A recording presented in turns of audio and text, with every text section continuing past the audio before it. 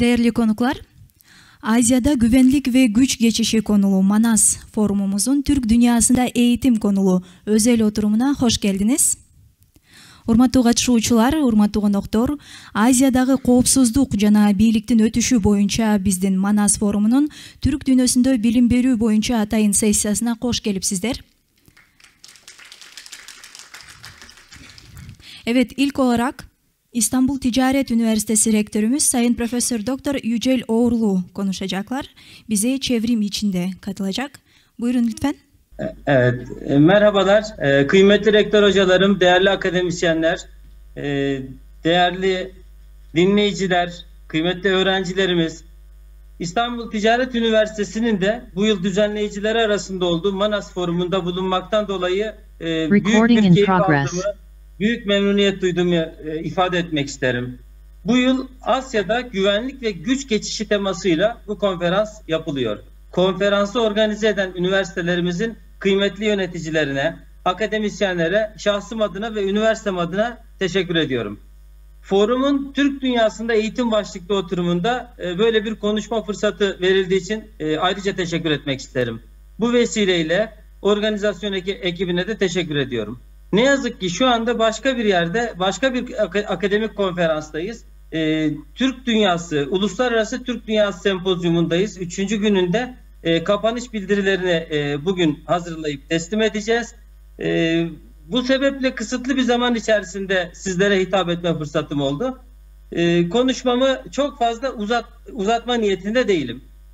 1991 yılında Sovyetler Birliği dağıldıktan sonra Orta Asya'da ve Kafkasya'da birçok devlet, bizim kardeşimiz olan ülkeler bağımsızlıklarını ilan etti.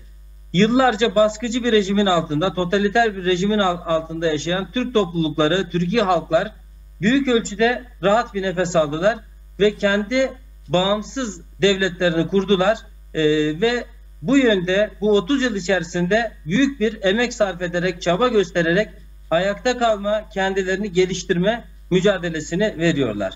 Bu arada Türkiye'de elinden geldiğince Türkiye Cumhuriyetlerle bağlantılarını kurmaya, bu dostluk ve kardeşlik hukukunun gerektirdiği şekilde faaliyetler göstermeye elinden geldiğince gayret gösteriyor. Bugün artık 30 yıldan bahsediyoruz. 30 yıllık genç fidanlar hükmünde. Fakat bu 30 yıllık ağacın aslında çok derinde kökleri var. Bütün bu kardeş halkların, Türkiye halkların kendi bölgelerinde 2000 yıl, 3000 yıla kadar derinlere inmiş olan mutlaka kökleri var. 16 imparatorluk kurmuş olan halklar bu halklar. Ben Kazakistan'da görev yaptım. Geçtiğimiz hafta Azerbaycan'daydım. Daha önce Özbekistan'da seçimlere gözlemci olarak katıldım. İnşallah önümüzdeki hafta yine Özbekistan'da bulunacağım. Kendi üniversitemle Türk dünyası ve Balkanlar arasında mümkün olduğunca ilişkileri güçlü bir şekilde kurmaya gayret ediyorum. Sözlerden çok somut ilişkilerin çok önemli olduğuna inanıyorum. Gittiğimiz her yerde 8 ayrı temel başlık üzerinden hangi somut işbirliklerini yapıp ortaya koyabilirizin tartışmasını yapıyoruz. Ortak sempozyumlar, sürekli eğitim merkezleri tarafından verilen sertifika programları, öğrencilerin karşılıklı olarak geliş gidişlerinin sağlanması, akademisyen değişimi gibi birçok temel başlıkta mümkün olduğunca işleri kolaylaştırarak ve bunları bir usul üzere yerleştirerek bunları yapmaya gayret ediyoruz. Bugün Türk dünyasının her noktasında büyük bir gelişmenin olduğunu görüyoruz. Gezdiğimiz her yerde, dolaştığımız her yerde derinlemesine temaslarda bulunduğumuzda ve bizzat gözlemlerimizle hem ekonomik kalkınmanın nedenli ilerlediğini hem ekonominin artık yukarıdan aşağıya halka doğru iyileşme gösterdiğini, diğer taraftan da kültür ve eğitim bakımından önemli hamlelerin atıldığını görüyoruz. Birçok alanda ilerleme var. Bu ülkelerde 1991'den sonra çok sayıda üniversite kuruldu. İnşallah aynen Manas Üniversitesi gibi, benim de çalışmış olduğum Kazakistan'daki Yesevi Üniversitesi gibi ortak üniversitelerin sayısı artar. Bunun dışında karşılıklı olarak Türkiye'nin ve Türk dünyasındaki diğer kardeş ülkelerin, başta Kırgızistan, Kazakistan, Özbekistan, Türkmenistan olmak üzere bütün bu coğrafyadaki halkların aynı dili, Türkçenin, Türk dilinin farklı aksent, şive, lehçelerini konuşan bu halkların ortak bir dile doğru yaklaşmalarını inşallah zaman içerisinde ortak bir alfabenin tesis edilmesine ve eğitim alanında Avrupa'da kurulan Erasmus gibi, en az Erasmus gibi güçlü bir değişim dönüşüm sisteminin bu bölgeler arasında kurulması gerektiğine inanıyoruz. Türk devletlerinin her konuda olduğu gibi en öncelikli konu olan eğitim konusunda büyük bir dayanışma içerisinde olması gerekiyor. Türkiye'nin bütün diğer Türkiye devletlerde Milli Eğitim Bakanlığı kanalıyla, TİKA ve Yunus Emre gibi kuruluşlar kanalıyla ve Diyanet İşleri Başkanlığı kanalıyla yapmış olduğu faaliyetler var. Bu tür eğitim faaliyetlerinin sayılarının arttırılması ve çeşitlendirilmesi gerekiyor ve aynı zamanda bu konuda üniversitelerin büyük bir görev üstlenmek zorunda olduğunu da söylemek, ifade etmek gerekiyor. Bu kuruluşların yaptığı faaliyetler yanında STK'ların ve bireysel, ferdi adımların da son derece önemli olduğunu açıkçası söylemek gerekiyor. Yani ferdi adımlar şundan dolayı önemli. Ben Özbek Türkçesini kendi kendime öğrendim. Kazak Türkçesini 3 ay içerisinde, kısa bir zaman içerisinde Kazakistan'da öğrendim. Azerbaycan Türkçesi zaten rahatlıkla konuşabileceğimiz bir aksan.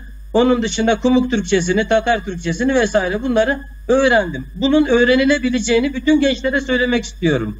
Aynı anda birden çok Türk lehçesini öğrenmek, konuşmak son derece mümkün. Yani az önce Kırgız Türkçesindeki giriş kısmı benim için tamamen anlaşılabilir, rahatça anlaşılabilir bir şeydi. Bunu kendime anlatmak için değil, gençlere bu anlamda bir rehberlik yapma bakımından ifade etmek istiyorum. Farklı dilleri mutlaka öğrenelim. Türkiye Türkçesini gençlerimizin öğrenmesini, Türkiye'den gençlerin de bu bölgelerdeki dilleri öğrenmeleri gerektiğini ısrarla söylüyorum. Tabii ki bu ortaklıkların sağlayacağı eğitim alanındaki kolaylıklar olacaktır. Farklı alanlarda kolaylıklar olacaktır. İnşallah bir gün Türkiye'nin liselerinde veya Türkiye halkların devletlerinin liselerinde karşılıklı olarak seçimlik Türk dillerinin okutulduğunu inşallah göreceğiz. Buna ümidim çok yüksek.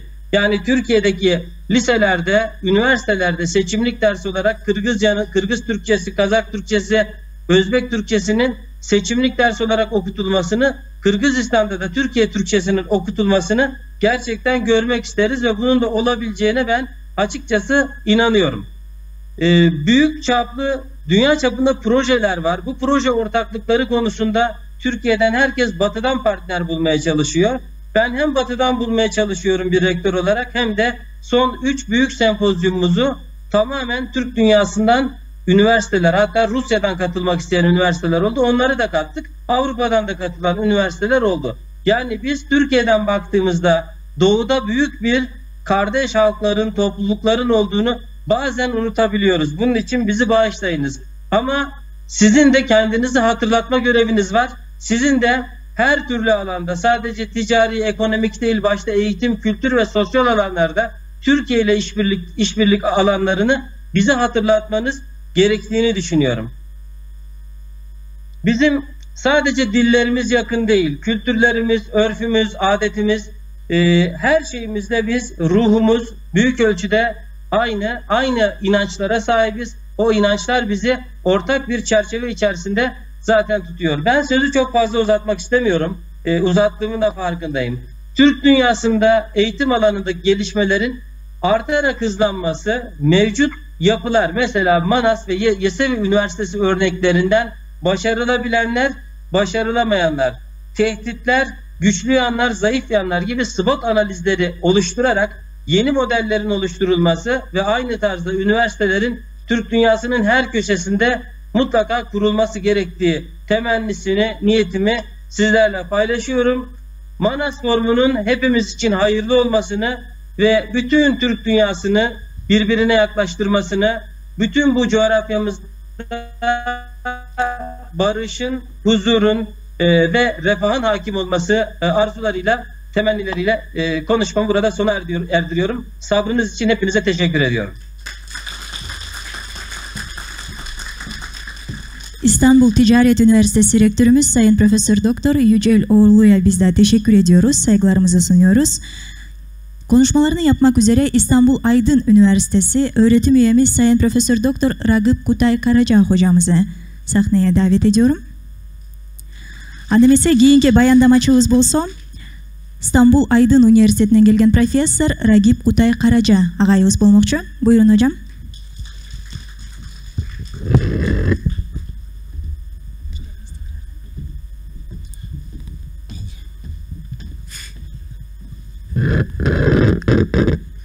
Çarptı. Çok konuşma diyor. Sayın Rektörüm, değerli hocalarım, değerli öğrenciler. Bugün ikinci kere sahne alıyoruz böyle bir durumda. Bu da ayrı bir şey oldu yani. Evet. Şimdi devletteyken de şu anda bir vakıf üniversitesindeyim. Hayatım hep idarecilikle geçti, yöneticilikle geçti. Gerçekten bir de tabii alanımız uluslararası ilişkiler ve çalışma bölgemizde Türk dünyası ve Asya olunca bu tip organizasyonlarda bence en önemli konuşulması gereken konuların başında eğitim geldiğini düşünüyorum. Çünkü sabahki konuşmamda da sizlere arz ettiğim gibi sevgili rektörümüz, Ticaret Üniversitesi rektörümüz çok güzel şeyler söyledi. Kendisini de çok yakından tanırım. Bu Türk dünyası bütünleşmesi konusunda inanılmaz faydalı işler yapar. Hep yaptı. Keza aynı şeyi Manas Üniversitesi'nde de görüyorum. Ama bir iki bu eğitim konusunda söyleyeceklerim var. Ben hala Türkiye'de, Azerbaycan'da, Kazakistan'da, Türkmenistan'da, Gagavuzya'da, Tataristan'da, Azerbaycan'da üniversitelerin hala fazlasıyla birbirleriyle entegre olduğunu düşünmeyenlerden. Çok daha fazlası yapılabilirdi. Şimdi biliyorsunuz esasında her ne kadar Türkiye Erasmus programlarında ikinci safhada değerlendirilse de bundan yaklaşık 2,5-3 sene önce Avrupa Birliği dışındaki ülkelerden de Erasmus öğrencisi kabul edilmesine yönelik bir kararlar alındı. Ama ben 2 gündür buradayım. Birçok öğrenciyle tanışma imkanım oldu. Hep onlara da sordum. Öyle bir düşünceleri olmadı. Halbuki Türk dünyası içerisinde bu öğrenci değişimi ve üniversitelerdeki öğretim üyesi değişimi konusunda acil bir platform oluşturulması gerektiğini düşünüyorum. Hani bu her ülkenin yüksek öğretim kurumları seviyesinde olabilir, Milli Eğitim Bakanlıkları seviyesinde olabilir. Bunun yapılması gerektiğini düşünüyorum. Bakın bu söylediklerimden yanlış bir şey çıkmasın. Bunlar yapılmıyor değil. Bunlar belli parça bir şekilde yapılıyor. Ama bir bütünsellik yok. Zaten en büyük sorunumuz bu. Demin sevgili Uğur Hoca ile yemeğe giderken böyle bir iki kelam ettik bu konuda. Sürekli bir yüzeysel pozisyon içerisinde dönme noktamız var. Bir atımlık durum var ve uluslararası konjonktürde, uluslararası ortamda şu anda bu bütünleşme çabaları içerisinde en müsait ortamı oluşturuyor. Bakın biz soğuk savaş çocuklarıyız. Akademisyenliğimiz de soğuk savaş mantığı içerisinde şekillendi. Bu şekillenmenin dışına çıkmak gerçekten zor oldu. Ama buradaki gençlerin hiçbirisi soğuk savaş çocukları değil. Hiçbiriniz soğuk savaş mantığında yaşamadınız. Dedeleriniz gibi, büyük anneleriniz gibi. Dolayısıyla bu sistem içerisinde bir de sizinle bizim aramızdaki o büyük jenerasyon farkını bir şekilde ortadan kaldıracak bir sistemi de meydana çıkartmak zorundayız. Bu da bir gerçek. Şimdi ben evdeki çocuklara bir şey söylüyorum. Ya baba sen bizi anlamıyorsun, çok geri kaldın diyor. Diyorum ki oğlum benim yaşım 54. Ben babama senin zamanında bunu söylesem kafamda sandalyeyi kırmıştı yani. Ama öyle değil ama. Öyle değil. Sistem de değişti, mantık da değişti. Şimdi buradaki Kırgız gençlerin hangisi Sovyetler Birliği dönemini bilir ki? Hiçbiriniz bilmezsiniz. O dönemde neler yaşandığını da bilmezsiniz. Emin olun çok da önemsemezsiniz şu anda. Buna da iddia ederim yani bu konuşmada. O zaman Türk dünyası olarak eğitim konusunda böyle bir kemik, sürdürülebilir, net bir sistem oturtmamız gerekiyor. Şimdi Türkiye'de örneğin yabancı öğrenci sayısı çok fazla ve yabancı öğrenci bursları konusunda da Türk dünyası öğrencileri ayrıcalıklı, daha ön plana alınıyor. Özellikle mülakatlarda falan. Ama sayılara baktığınız zaman bu sayılar bize bunun çok fazlasıyla yeterli olduğunu göstermiyor. Ama bu yalnızca Türkiye ile eşdeğer bir şey olmamalı. Şimdi dün ben 2 tane lisemizde böyle üniversiteyi tanıtıcı konuşmalar da yaptım. Orada çok şekerler, inanılmaz lise öğrencileri. Söyleyeyim, sizinle onların arasında da bir farkı var bariz bir şekilde. Onlar daha bir heyecanlı, daha bir rahat bir pozisyonuna geliyorlar. Öyle sorular sordular ki ben gerçekten şaşırdım. Yani ama dönüyoruz, dolaşıyoruz. Örneğin Türk dünyası eğitiminden bahsettiğim için ben İngiltere'ye, Amerika'ya, Fransa'ya işte bilmem nasıl gidebilirim. Tabii ki ben burada kesinlikle öyle bir şeyim yok. İlla bu ama en azından birbirimiz ülkeleri bir basamak olarak kullanma şansını da bir kenara atmayalım. Yani buradan şunu çıkartıyorum. Türk dünyası eğitim sistemini daha özgürlükçü, daha geniş yelpazeleri kucaklayabilen,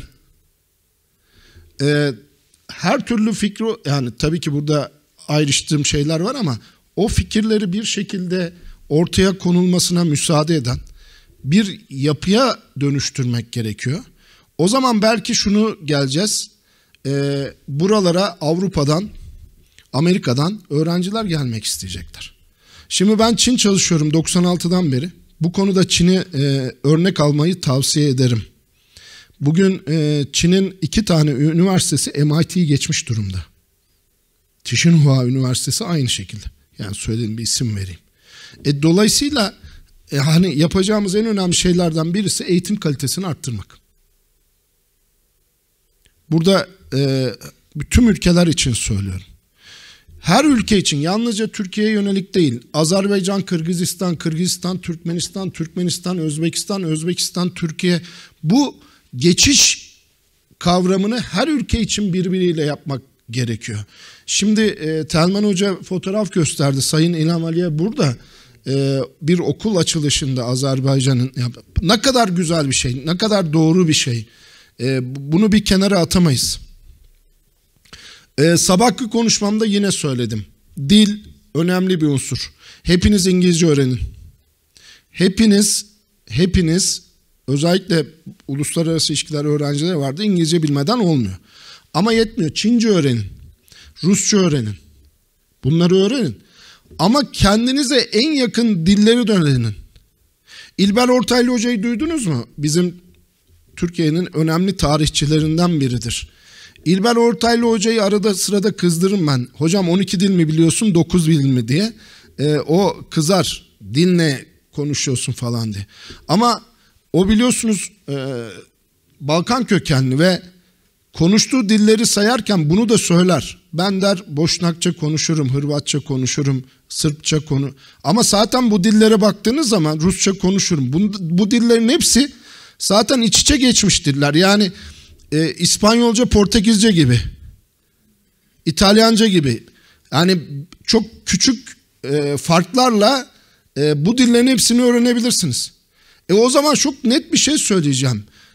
Bir Kırgız öğrenci Türkiye Türkçesini de, Özbekistan Türkçesini de, Kazakistan Türkçesini de, Türkmenistan Türkçesini de çok rahat öğrenme şansına sahip. O zaman gelin bunu yapın. Bunu da yapalım. Bunun için bir çalışma yapalım.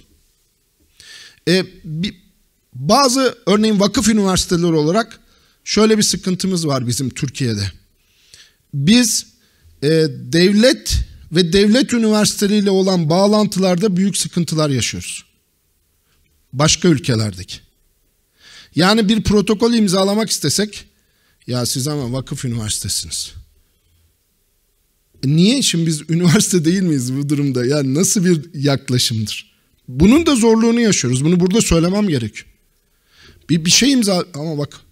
Ondan sonra ben diyorum ama biz 42 bin öğrenciye, 12 fakülteye, 3 meslek yüksekokuluna, bir uygulamalı bilimler okuluna sahip bir vakıf üniversitesiyiz. Ha iyiymiş ya falan diyorlar. Bunu yaşıyoruz. Bunu ilginçtir. Türk dünyasında da yaşıyoruz. Ama örneğin İran'la yaşamıyoruz. Garip bir şekilde. Örnek vereyim size. Ne bileyim Balkanlarla yaşamıyoruz. Ama buralarla yaşıyoruz. Ama siz vakıf üniversite, devlet değilmişsiniz. Ama devletin bizi mecbur tuttuğu burslar var ve biz bunları da verebiliyoruz. Yani devlet bize diyor ki 15 tane yabancı öğrenciyi tam burslu okutacaksın. Tam burslu okutuyoruz.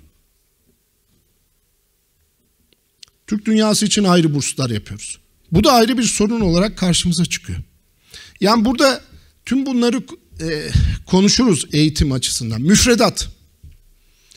Örneğin uluslararası ilişkilerde soruyorum. Hocalarımız da burada, dekanımız da burada. Türk dünyası ile ilgili bir ders var mı? Bravo. Bravo. Tamam, bravo. Biz bunu beceremiyoruz Türkiye'de. Şaka yapmıyorum, Sayın Rektörüm yıllarca Türkiye'de görevlerde bulundu. Biz beceremiyoruz hocam. Yani Türk dünyasına yönelik bir ders açtığınız zaman işler karışıyor. Beceremiyoruz. Bir de tabii şöyle bir şey var. Türk dünyasında her yönetimin kendine ait bir hassasiyeti var. Her noktayı, herkesin hassasiyetini dikkate aldığınız zaman da hiçbir şey olmuyor. Böyle de bir durum var. O yüzden ben yine konuşmamı burada bitireyim ama çok daha tartışabiliriz forumlarda. Zaten değerli rektörlerimiz de bu konulara çok net olarak değerlendirecekti. Ama ben burada şunu da söyleyeyim, Sayın Rektörüm de burada. İstanbul Aydın Üniversitesi olarak şartsız koşulsuz hiçbir şeyin önemli olmadan her türlü değişme, beraber sempozyumlara, ki sevgili Mehmet kardeşim telefon ettiğinde biliyor ilk söylediğim cümle, işte Uğur da burada beraber hemen her şekilde ne ihtiyacımız olursa, bu konuda hiçbir şeyimiz yok. Bir problemimiz yok. Bunlara ben burada net olarak kendi üniversitem adına konuşabiliyorum. O yüzden bizleri burada ağırladığı için yine Sayın Rektörüme, Manas Üniversitesi'ne ve değerli yetkilerine, bizimle ortak olan İstanbul Ticaret Üniversitesi ve İbn Haldun Üniversitesi'ne gerçekten minnettarım. Böyle güzel bir ortamı bizlere yarattıkları için. Teşekkür ediyorum. Sayın hocamıza teşekkür ediyoruz. Şimdi de son konuşmacımız Kırgızistan Türkiye Manas Üniversitesi Rektörümüz Sayın Profesör Doktor Alpaslan Ceylan'ın kürsüyü teşriflerini arz ediyorum. Adam ise bugünkü oturumdun akırkı bayandamacısı bizden rektorumuz Profesör Alpaslan Ceylan.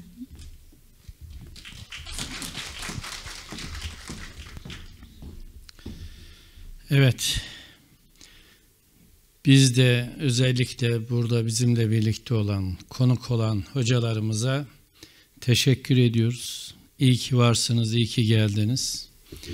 Kırgızistan'ımızın en büyük özelliği çok misafirperverdir. Konağı çok severler. Onun için burada sizi iyi bir şekilde ağırlayacağımızı umut ediyorum. Değerli rektörlerime, Yücel Hoca'ya, rektöre, Atilla Hocama, burada katılamayan diğer Aydın Üniversitesi, Kültür Üniversitesi ve diğer üniversitelerimizin rektörlerine, Özbekistan rektörümüze, hepsine sonsuz teşekkür ediyorum. Özellikle hocamın ifade ettiği bir iki husustan başlamak üzere konuşayım. bizim önceliğimiz devlet üniversitesi, vakıf üniversitesi diye bir ayrımımız söz konusu değil. Türk dünyasının hangi ülkesiyle ilgili olursa olsun çalışmayı düşünen üniversitelerle, kurumlarla her türlü işbirliğine açız. Biz Türk dünyasının uç beyiyiz. İki ülkenin ortak bir üniversitesi olmamız ve başarılı bir üniversitesi olmamız bize yüklediği çok sayıda görev var. Bu görevleri yerine getirmek en önceliğimiz. Hiç şüphesiz Orta Asya'nın en zeki öğrencileri Manas öğrencileridir. Bunda hiçbir tereddütümüz yok. Çünkü onlar gerçekten çok zor sınavlardan geçerek buraya geliyorlar. Dolayısıyla Kırgızistan'ımızda Manas Üniversiteli öğrenci kim diye sorduğumuzda iki şey ön plana çıkar. Biri, çok dürüsttürler, çok çalışkandırlar. Bu da bize gurur veriyor. Öğrencilerimiz çok dürüst ve çok çalışkan. Bu aynı zamanda öğretim üyelerimizdeki çalışma azmini de artırmaktadır. Türkiye'den çeşitli vesilelerle gelip hocalar öğrencilerimizle görüştükten veya derslere girip çıktıktan sonra bize söyledikleri tek husus, gerçekten çok istekli, çok azimli, çok başarılı öğrenciler. Bu da bizi son derece mutlu kılmaktadır. Demek ki Türk dünyası ile ilgili yapılabilecek en önemli şey eğitim, eğitim, eğitim.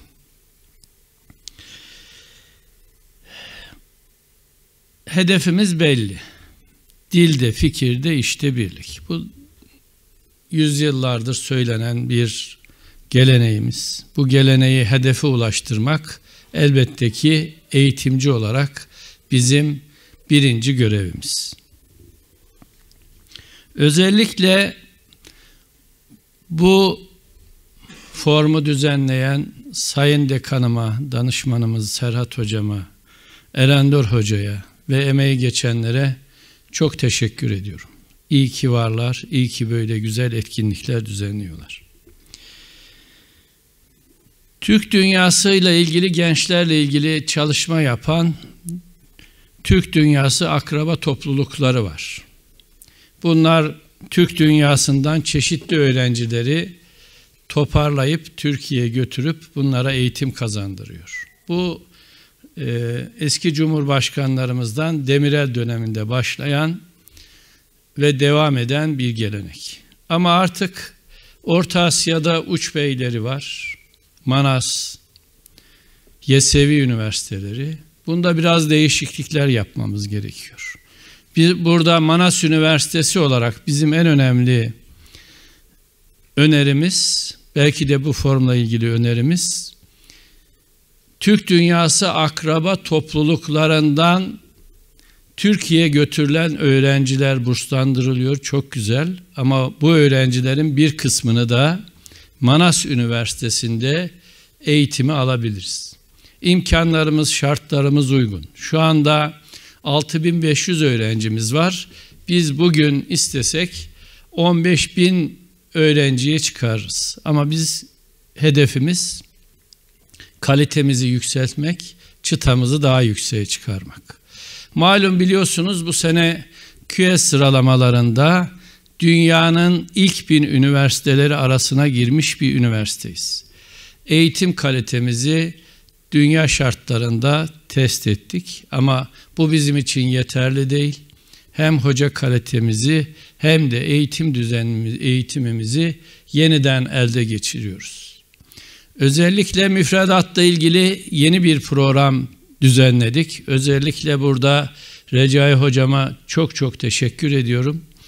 Şu anda Bologna sürecine, Avrupa Birliği'ne entegre olacak ve Türkiye'deki üniversitelerin kalitesinde, hatta hocamın ifadesiyle en iyilerinden biri olduğumuz hususunda ifade ediyor. Ben de ona sonsuz teşekkür ediyorum. İkinci husus, bu forumla ilgili bizim ifade etmemiz gereken, Türk dünyasında 30 yıllık geçmişte en büyük eksiklik noktasına baktığımızda problem alfabe birliği. Mutlaka Türk dünyası alfabe birliğini gerçekleştirmek durumunda. Malum 11 Kasım 2021 tarihinde Türk Dünyası Devletler Teşkilatı yeni bir yapılanmayla kuruldu. Bu yapılanma Türk dünyasının geleceği açısından son derece kıymetli. Hatırlarsanız bu açılış Sultanahmet'te yapıldı. İstanbul Sultanahmet'te. Aslında bunun da bir anlamı var. Bütün bunları derlediğimizde en büyük hedefimiz Türk dünyasında alfabe birliği olmasıdır. Alfabe birliğini gerçekleştirdiğimiz zaman pek çok problemin ortadan kalkmış olacağını çok rahatlıkla ifade edebiliriz. Milletler hayalleriyle yaşar, hayal kurmayanın da geleceği olmaz. Belki bizim Kutay Hoca bahsetti işte demir perde ülkeleri falan diye. Belki bizim gençlik yıllarımızda Türk dünyasında olacağız, böyle bir toplantıda konuşma yapacağımızı söyleseydiler, bunlar hayaldiler. Ama bugün gerçek. Gençler, size en büyük tavsiyem, hedeflerinizi, vizyonunuzu ve hayallerinizi hiçbir zaman kaybetmeyin ve çıtanızı hep yüksek tutun.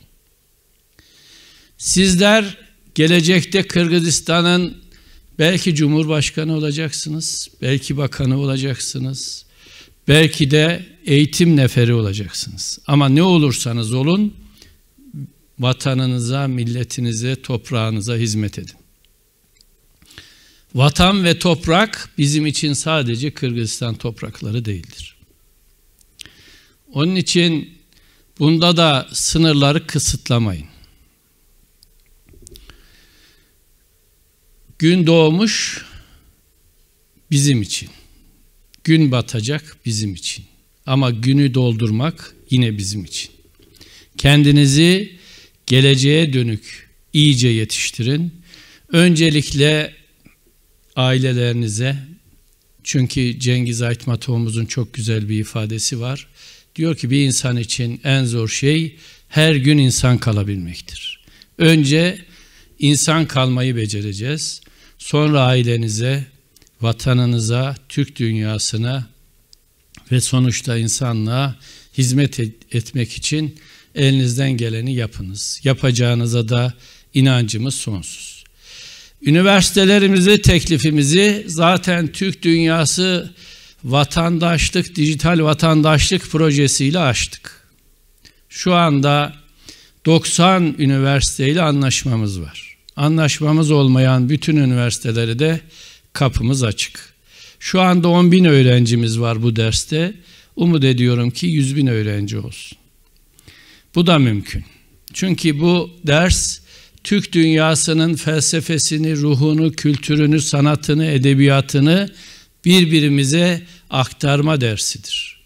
Bunda yarışımız var ama millet olarak işte daha alt olarak biz Kırgızları ifade ederek değil veya Türkiye'yi değil. Bütün Türk dünyasının bütün değerlerini ön planda tutarak ifade etmeliyiz. Yani biz daha dar kapsamda boy kavramından çıkarıp işte dar kavramda Kırgız, Özbek, Türkmen kavramından çıkarıp Türk dünyası kavramında düşünmek zorundayız. Orhun Değişim Programı'nı hayata geçirdik. Orhun Değişim Programı Manas'ta doğmuş. Daha sonra Ahmet Yesevi Üniversitesi'ne geçmiş. Pandemi dolayısıyla bir gelişme sağlamayınca biz Manas Üniversitesi olarak sekreteriyasını kalıcı olarak biz aldık. Türk Devletler Teşkilatı'na da bu programı kaydettirdik ve Türk Devletler Teşkilatı'nın son toplantısında Orhun programı gündeme alındı ve notların arasına geçirildi. Şimdi Türk dünyası devletleri bu Orhun programı için para aktarımı sağlayacak. Tıpkı Erasmus gibi daha kolay bir hale dönüşecek. Ama buna rağmen bizim üniversite imkanlarında çok sayıda öğrencimizi ve hocamızı Orhun programına dahil ettik, gönderiyoruz ve onları da üniversitemizde seve seve misafir ediyoruz. Ben tekrar katılımcılara, sizlere, kıymetli öğrencilerimize sevgi ve saygılarımı sunuyorum. İyi ki varsınız, iyi ki buradasınız.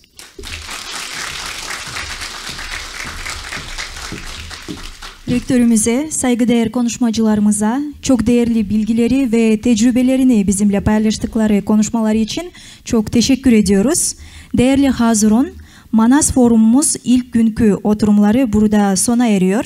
Katılımlarınızdan dolayı sizlere çok teşekkür ederiz. Урматтуу баяндамачылар, Түрк дүйнөсүндөгү билим берүү тууралуу баалуу маалыматтарды биз менен бөлүшкөнүңүздөр үчүн терең ыраазычылык билдиребиз. Урматтуу катышуучулар, ушуну менен биздин Манас форумунун биринчи күнү аягына келип жетти. Баардыгыңыздардын катышып бергениңиздер үчүн терең ыраазычылык билдиребиз. Манас форуму эртең дагы уланмакчы, андыктан баарыңыздарды күтөбүз.